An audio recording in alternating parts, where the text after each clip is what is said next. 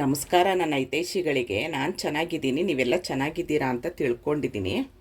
ಇವತ್ತೊಂದು ಶಂಕರಪೋಳಿ ಮಾಡೋದು ಹೇಗೆ ಅಂತ ನೋಡೋಣ ಬನ್ನಿ. ಸ್ವೀಟದ್ದಿದ್ದು, ಖಾರದ್ದು ನೆಕ್ಸ್ಟ್ ವೀಡಿಯೋದಲ್ಲಿ ತೋರಿಸ್ತೀನಿ ನಾನು. ಅದಕ್ಕೆ ನಾನು ಮೈದಾ ತೊಗೊಂಡಿದ್ದೀನಿ. ಮೈದಾದಲ್ಲಿ ಮಾಡಿದ್ರೆ ಚೆನ್ನಾಗಿರುತ್ತೆ, ಮೈದಾ ಬಳಸಬಾರ್ದು ಅಂತಾರೆ. ಆದರೆ ಅಪರೂಪಕ್ಕೆ ಸರಿ ಅಷ್ಟೇ, ನಾನು ಜಾಸ್ತಿ ಮೈದಾ ಬಳಸಲ್ಲ. ಅದಕ್ಕೆ ಸ್ವಲ್ಪ ಚಿರೋಟಿ ರವೆ, ನೀವು ಸ್ವಲ್ಪ ಚಿರೋಟಿ ರವೆ ಮಿಕ್ಸ್ ಮಾಡಿದ್ರೆ ತುಂಬ ಚೆನ್ನಾಗಿರುತ್ತೆ, ಇದು ಕ್ರಿಸ್ಪಿಯಾಗಿ ಬರುತ್ತೆ. ಮತ್ತು ನಾನು ಸಕ್ಕರೆನ ಸ್ವಲ್ಪ ನೋಡಿ ಈ ಥರ ಕರ್ಗಕ್ಕೆ ಬಿಟ್ಟಿದ್ದೆ. ಸ್ವಲ್ಪ ನಿಮಗೆ ಸ್ವೀಟ್ ಎಷ್ಟು ಬೇಕು, ನೀವು ಎಷ್ಟು ಅಳತೆಗೆ ಮಾಡ್ಕೊಳ್ತೀರಾ ನೋಡ್ಬಿಟ್ಟು ಸಕ್ಕರೆನ ಈಗ ಈ ಥರ ನೆನೆಸ್ಕೊಳ್ಳಿ. ಮತ್ತು ಏಲಕ್ಕಿ ಪುಡಿ, ನಂದು ಸ್ಪೆಷಲ್ ಏಲಕ್ಕಿ ಪುಡಿ, ನೀರು, ಕರಿಯೋದಕ್ಕೆ ಎಣ್ಣೆ, ಇಷ್ಟು ಬೇಕು. ಸ್ವಲ್ಪ ಚಿರೋಟಿ ರವೆ ಹಾಕ್ಕೊಳ್ತೀನಿ, ಸ್ವಲ್ಪ ಸಾಕು. ನೀವು ಒಂದು 1/4 kg ಮೈದಾ ಹಿಟ್ಟು ತೊಗೊಂಡಿದ್ದೀರಾ ಅಂದರೆ ಒಂದು 50 ಗ್ರಾಮ್ ಸಾಕು ಚಿರೋಟಿ ರವೆ. ನೀವು ಯಾವ ಬಾಣಲಿಲಿ ಮಾಡ್ತೀರಾ ಕರಿತೀರಾ ಅದನ್ನು ಅಂಟಿಸ್ಕೊಳ್ಳೋಣ. ಬೇರೆ ಬಾಣಲಿ ಎಲ್ಲ ಸುಮ್ಮನೆ ಎರಡೆರಡು ತೊಳಿಬೇಕಾಗತ್ತೆ. ಇದಕ್ಕೆ ಸ್ವಲ್ಪ ಎಣ್ಣೆ ಹಾಕ್ಕೊಳ್ಳೋಣ, ಅದಕ್ಕೆ ಸಾಟಿ ಕೊಡೋದಕ್ಕೆ. ಎಣ್ಣೆ ಚೆನ್ನಾಗಿ ಬಿಸಿ ಆಗಬೇಕು, ಸ್ವಲ್ಪ ಸಾಕು. ನೀವು ಇದಕ್ಕೆ ಬೆಣ್ಣೆ ತುಪ್ಪ ಏನು ಬೇಕಾದರೂ ಹಾಕ್ಕೊಳ್ಬೋದು. ನಾನು ಮನೇಲಿರೋದು ಏನು ವಸ್ತು ಇದೆ ಅದರಿಂದ ಮಾತ್ರ ಮಾಡೋದು, ಎಕ್ಸ್ಟ್ರಾ ಎಲ್ಲ ತಂದು ಮಾಡೋಕ್ಕೋಗಲ್ಲ. ಎಣ್ಣೆ ಬಿಸಿ ಆಗೋ ಅಷ್ಟೊತ್ತಿಗೆ ನಾವು ಇದನ್ನು ಚೆನ್ನಾಗಿ ಈಗ ಮಿಕ್ಸ್ ಮಾಡ್ಕೊಳ್ಳೋಣ, ಎಲ್ಲ ಹೊಂದ್ಕೊಳ್ಳೋ ಥರ.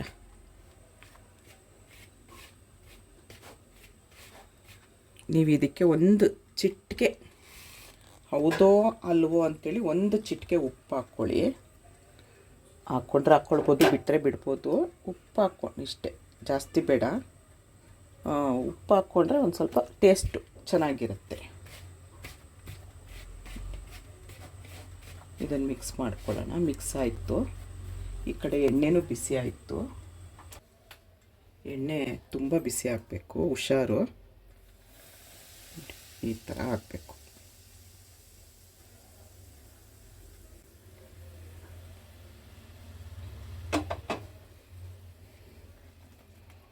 ಬಿಸಿ ಇರುತ್ತೆ, ಕೈ ಹಾಕಬೇಡಿ ಕೂಡಲೇ. ಈ ಸ್ಪೂನೇ ತೊಗೊಂಡು ಮಿಕ್ಸ್ ಮಾಡೋಣ.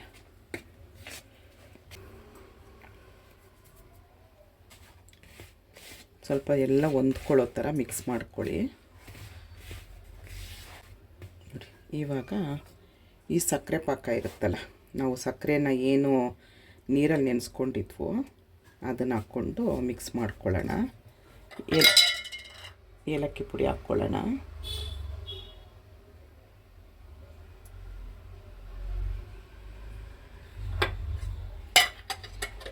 ಏಲಕ್ಕಿ ಪುಡಿ ರೆಸಿಪಿ ಬೇಕು ಅಂದರೆ ನಾನು ವೀಡಿಯೋ ಮಾಡಿದ್ದೀನಿ ನೋಡಿ.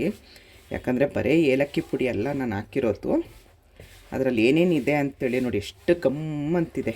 ನಾವು ಕಲಿಸೋರ್ಗೆ ನಮಗೆ ಗೊತ್ತಾಗುತ್ತೆ. ಏಲಕ್ಕಿ ಪುಡಿ ತುಂಬ ಒಳ್ಳೆಯದು. ನಾನು ಅದಕ್ಕೆ ಏನೇನು ಹಾಕಿದ್ದೀನಿ ಅಂಥೇಳಿ ವೀಡಿಯೋ ಇದೆ, ಬೇಕಾದರೆ ಹೋಗಿ ನೋಡಿ. ಈ ಸಕ್ಕರೆ ಪಾಕ ಉಳಿತು ಅಂದರೆ ಬಿಸಾಡಬೇಡಿ, ನಾವು ಜ್ಯೂಸ್ಗೆಲ್ಲಕ್ಕಾದರೂ ಹಾಕ್ಕೊಳ್ಬೋದು.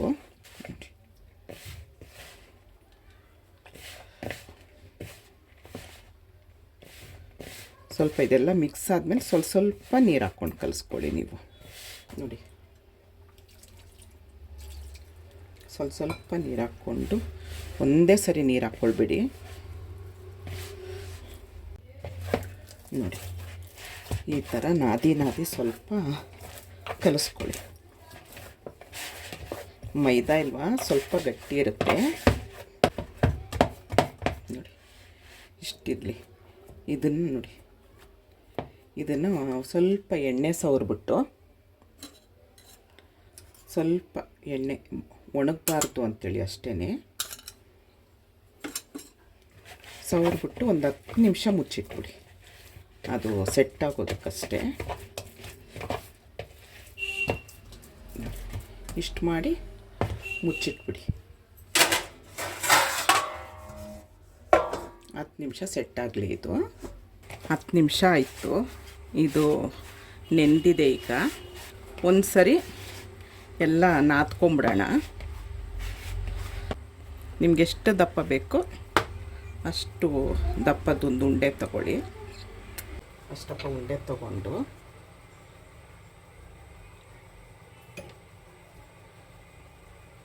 ಮೈದಾ ಹಿಟ್ಟಲ್ಲಿ ಮಾಮೂಲಿ ಚಪಾತಿ ಹೇಗೆ ಮಾಡ್ಕೊಳ್ತೀರೋ ಹಾಗೆ.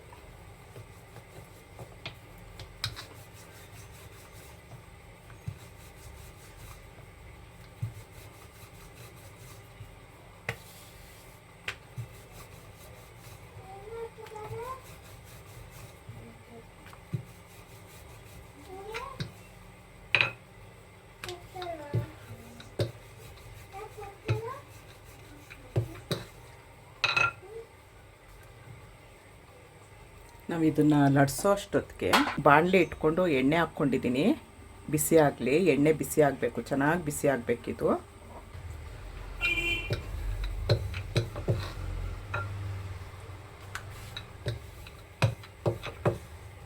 ಎಲ್ಲ ಒಂದೇ ಥರ ಲಟ್ಸ್ಕೊಳ್ಳಿ ತೆಳುಗೆ. ಒಂದು ಕಡೆ ದಪ್ಪ, ಒಂದು ಕಡೆ ತೆಳು, ಆ ಥರ ಲಟ್ಸ್ಕೊಬೇಡಿ. ಇಷ್ಟಿರಲಿ, ತುಂಬ ತೆಳುನೂ ಬೇಡ, ತುಂಬ ದಪ್ಪನೂ ಬೇಡ. ಅದು ಇದಾಗುತ್ತೆ, ಮೈದಾ ಅಲ್ವಾ, ಎಳ್ಕೊಂಡೋಗಿ ಚಿಕ್ಕದಾಗುತ್ತೆ.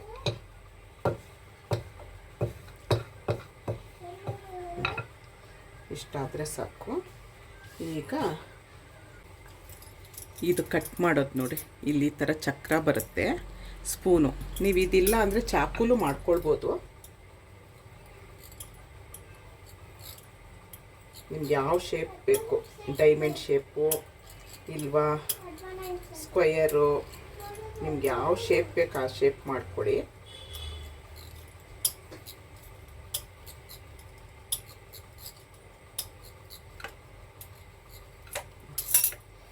ಇದನ್ನು ಈಗ ಇನ್ನೊಂದು ತಗೊಳ್ಳೋಣ.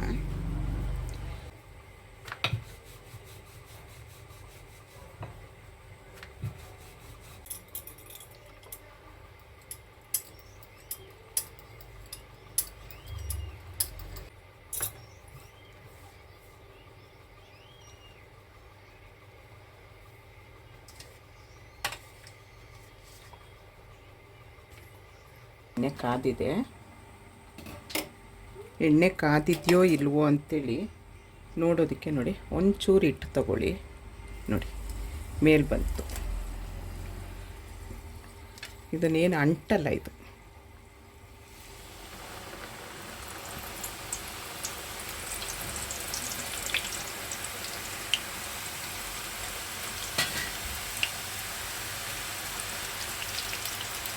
ಈಗ ಮೇಲೆ ಕೆಳಗೆ ಮಾಡ್ತಾಯಿರಿ, ಇಲ್ದಿದ್ರೆ ಒಂದೇ ಕಡೆ ಕೆಂಪಾಗುತ್ತೆ, ಒಂದು ಕಡೆ ಬಿಳಿ ಆಗುತ್ತೆ. ತುಂಬ ಈಸಿಯಾಗಿ ಮಾಡ್ಕೊಳ್ಬೋದು. ಸುಮ್ಮನೆ ಹೊರ್ಗಡೆ ದುಡ್ಡು ಕೊಟ್ಟು ತೊಗೊಂಡು ಬಂದು 100 ರೂಪಾಯಿ ಕೊಟ್ಟು ತರ್ತೀರಾ, ಅವರು ಯಾವ ಎಣ್ಣೆಲಿ ಮಾಡಿರ್ತಾರೆ ಏನು ಅಂತ ಗೊತ್ತಿರಲ್ಲ. ನಾವು ಮನೇಲಿ ಆರಾಮಾಗಿ ಈಸಿಯಾಗಿ ಮಾಡ್ಕೊಳ್ಬೋದು. ನೋಡಿ ಇಷ್ಟಾದರೆ ಸಾಕು, ತುಂಬ ಸೀದಿಸ್ಬೇಡಿ. ಇಷ್ಟು ಕಲರ್ ಬಂದರೆ ಸಾಕು. ನಾನು ಈಗ ತಕ್ಕೊಂಡು ಅದನ್ನೊಂದು 2 ಸರಿ ಹೊಡಿತೀನಿ. ಆವಾಗ ಎಣ್ಣೆ ಎಲ್ಲ ಸೋರುತ್ತೆ ನಮಗೆ. ಎಣ್ಣೆ ಏನೂ ತಿಂಡಿಲಿ ಉಳಿಯಲ್ಲ. ಒಂದು 2-3 ಸರಿ ನೋಡಿ ಈ ಥರ ಮಾಡಿಕೊಂಡು ತೋರಿಸ್ತೀನಿ. ನೋಡಿ ತೆಗ್ದು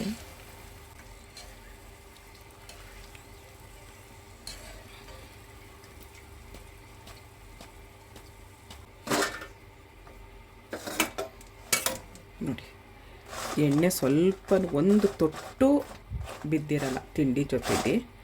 ಆಗ ತೆಗಿತೀನಿ ನಾನು. ನೋಡಿ ಶಂಕರಪೋಳಿ ರೆಡಿ ಆಯಿತು. ಎಷ್ಟು ಈಸಿಯಾಗಿ ಎಷ್ಟು ಬೇಗ ಮಾಡ್ಬೋದು ಮತ್ತು ಟೇಸ್ಟಿಯಾಗಿರುತ್ತೆ. ಬಿಸಿ ಇದೆ ತಣ್ಣಗಾದ್ಮೇಲೆ ನೋಡಿ ಗುರುಮ್ ಅಂತ ಬರುತ್ತೆ, ಕ್ರಿಸ್ಪಿಯಾಗಿರುತ್ತೆ, ತುಂಬ ಟೇಸ್ಟಿಯಾಗಿರುತ್ತೆ. ನಾವು ಮನೇಲಿ ಏನೇನು ಹಾಕಿರ್ತೀವಿ ಏನಂತ ನಮಗೆ ಗೊತ್ತಿರುತ್ತಲ್ವ, ಅಂಗಡಿಯಿಂದ ತಂದು ತಿನ್ನೋದಕ್ಕಿಂತ. ಇದಿನ್ನೂ ಬಿಸಿ ಇದೆ, ತಣ್ಣಗಾದರೆ ಇನ್ನೂ ಗರಂ ಬರುತ್ತೆ. ಈಗಲೇ ನೋಡಿ ಸೌಂಡ್ ಕೇಳಿಸ್ಕೊಳ್ಳಿ. ನೋಡಿದ್ರಾ, ಮಾಡ್ತೀರಾ ಅಂತ ಅಂದ್ಕೊಂಡಿದ್ದೀನಿ. ಇಷ್ಟೊತ್ತು ನನ್ನ ವಿಡಿಯೋ ನೋಡಿದ್ದಕ್ಕೆ ತುಂಬ ಧನ್ಯವಾದಗಳು. Thank you.